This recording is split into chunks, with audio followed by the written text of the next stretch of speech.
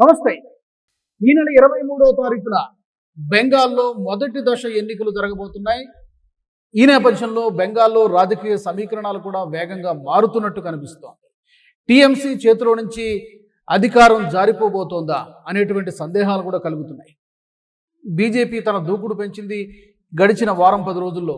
గతంలో ఈ నేపథ్యంలో మనం మాట్లాడుకోవాల్సింది 60s లేదా 2011లో మమతా బెనర్జీ అధికారంలోకి వచ్చినప్పుడు వెస్ట్ బెంగాల్ పరిస్థితి ఎలా ఉండేది, ఇప్పుడు ఏ విధంగా తయారైంది. పర్టికులర్గా తలసరి ఆదాయం విషయంలో అప్పుడు 11వ స్థానంలో ఉన్నటువంటి బెంగాల్ ఈ రోజున 23వ స్థానానికి పడిపోయింది.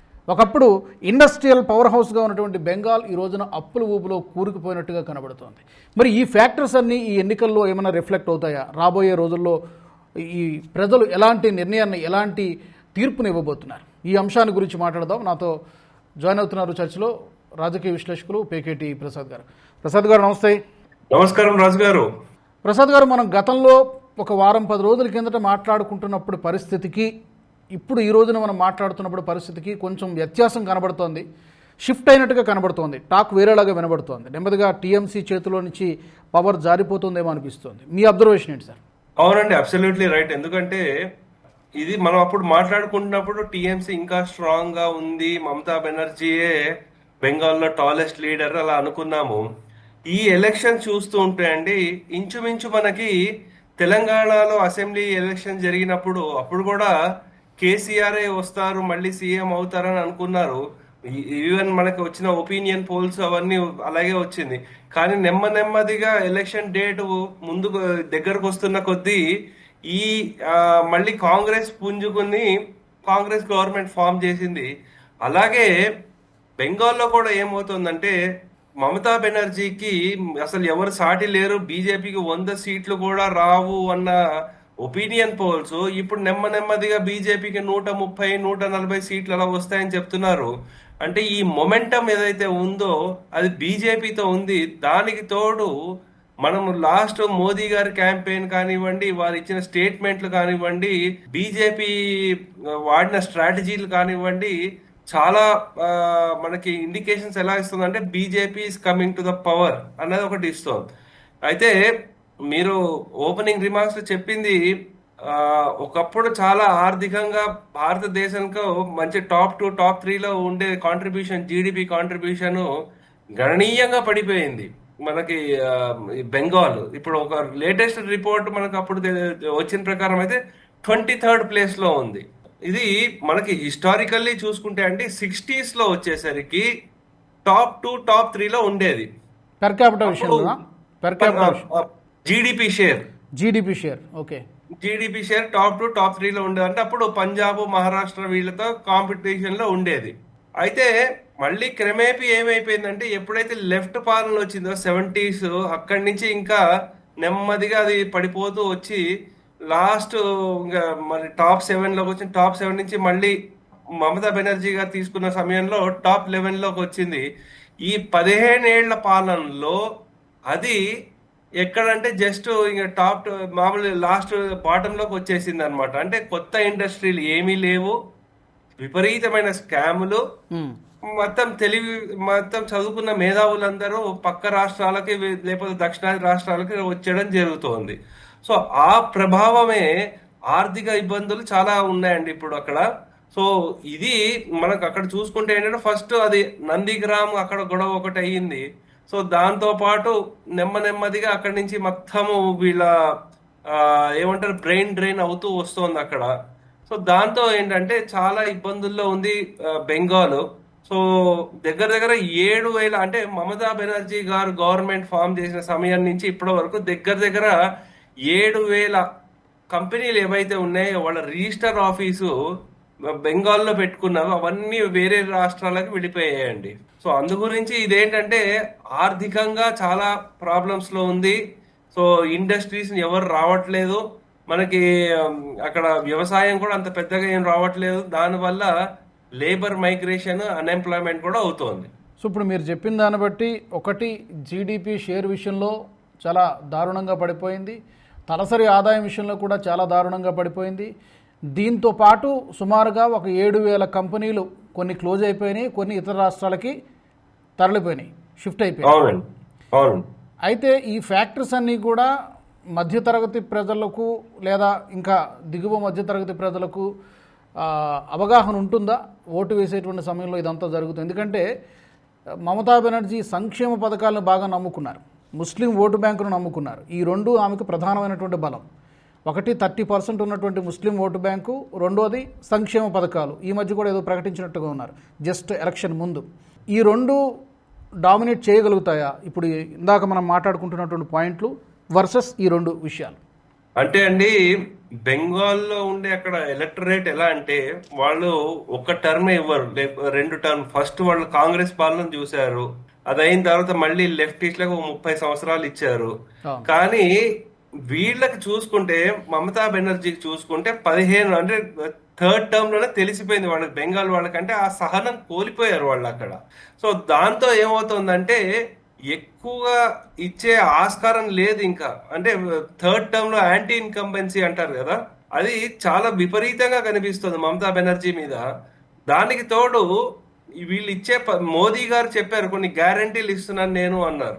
సో ఆ మోదీ గారు ఇచ్చిన గ్యారంటీ అంటే కంపల్సరీ అవుతుంది. మోదీ గారు ఏమన్నారు, మీకు 3,000 కంపల్సరీ గ్యారంటీ ఇస్తాను నేను అని వారు మోదీ గారు చెప్పడం జరిగింది.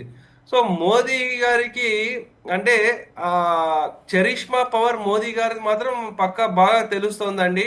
సో మోదీ గారు ఇచ్చిన స్టేట్మెంట్లు కూడా 2021కి ఇప్పటికి పోలిస్తే అప్పుడేదో డైరెక్ట్ మమతా బెనర్జీని అటాక్ చేయడము అటువంటివి చేశారు.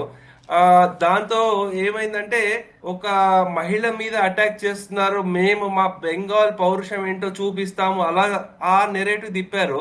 కానీ ఇప్పుడు బీజేపీనే నెరేటివ్ సెట్ చేస్తోంది. మమతా బెనర్జీ డిఫెన్సివ్ లో పడింది.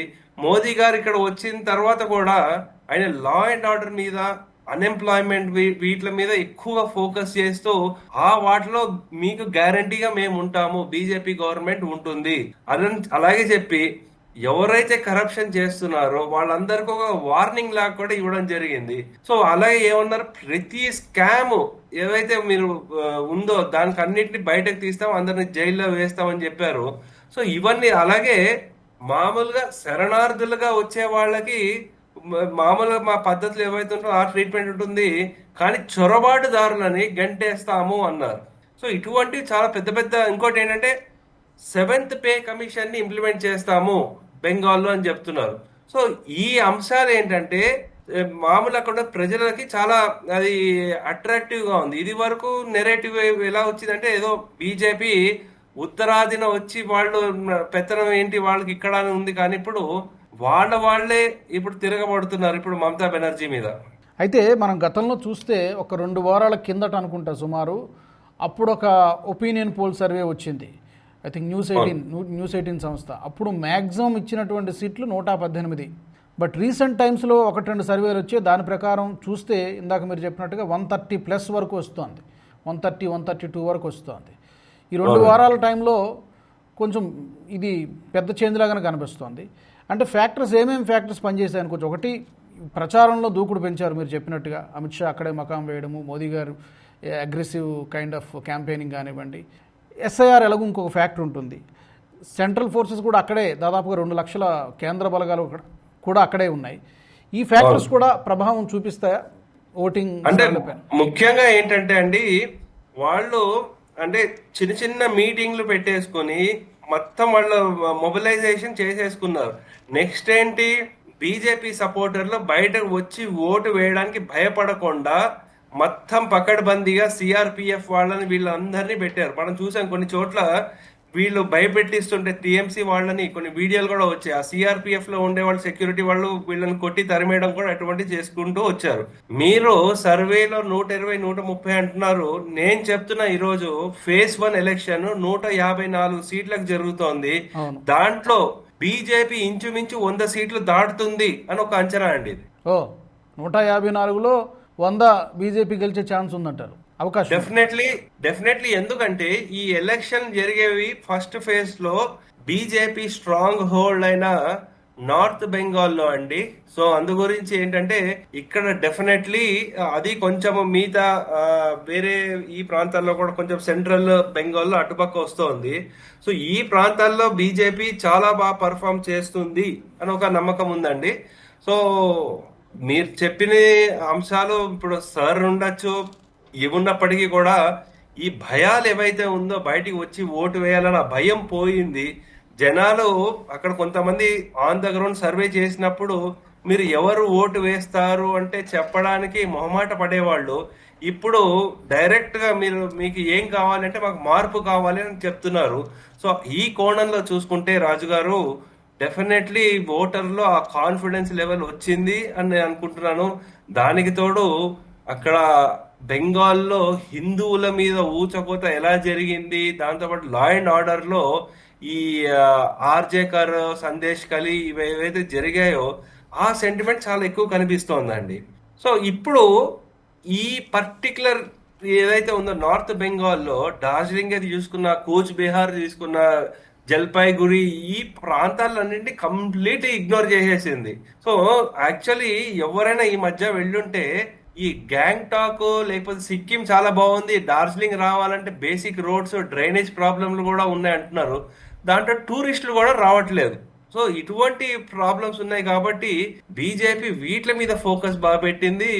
నేను అనుకోవడం మోదీ గారి క్యాంపెయిన్ లో కూడా కొంచెం డిఫరెంట్ గా ఉంది ఈసారి. డిఫరెంట్ గా ఎలా ఉందంటే ఆయన ఒక వ్లాగర్ లాగా, ఇగో నేను ఈ సభకు వచ్చాను, ఇలా వస్తున్నాను, ఆయన ఒక సెల్ఫీ వీడియో లాగా తీసి పోస్ట్ చేయడము. లేకపోతే మనం ఇంకొకటి చూసాము, అక్కడ ఒక అబ్బాయి దగ్గర బఠానీలో మురుగురాలు అమ్ముకునే అబ్బాయి దగ్గరికి వెళ్ళి ఆయన దగ్గర మాట్లాడడము. ఇటువంటివి మనం ఇదివరకు చూడలేదు. అంటే మోదీ గారు ఈజీ అప్రోచబుల్, అందరికి రీచ్ అవుట్ అవుతారు అని ఒక సంకేతాలు అయితే వెళ్తున్నాయండి. సో మీరు అన్నట్టుగా మార్పు వచ్చేటువంటి అవకాశాలు చాలా స్పష్టంగా కనిపిస్తున్నాయి. మమతా బెనర్జీ అస్త్రం ఏదైతే ఉందో, ఈ లోకల్ వర్సెస్ నాన్ లోకల్ అనేటువంటి ఏదైతే ప్రచారాస్త్రంగా వాడుకుందో ఇన్ని రోజులు, ఇన్ని సంవత్సరాలు, బహుశా ఈసారి అది వర్కౌట్ కాకపోవచ్చు ఇప్పటికున్నటువంటి అంచనా బట్టి. Correct sir. All right Prasad garu, thank you so much for your నమస్తే.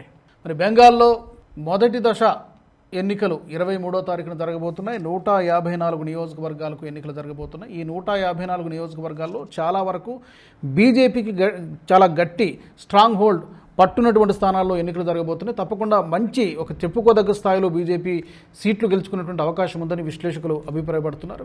మరి చూడాలి ఎలా ఉంటుంది ఫలితము, బెంగాల్ ప్రజలు ఈసారి ఎటువైపు మొగ్గు చూపుతారు, ఇవన్నీ కూడా ప్రస్తుతానికైతే క్వశ్చన్ మార్క్స్ లాగానే కనబడుతున్నాయి.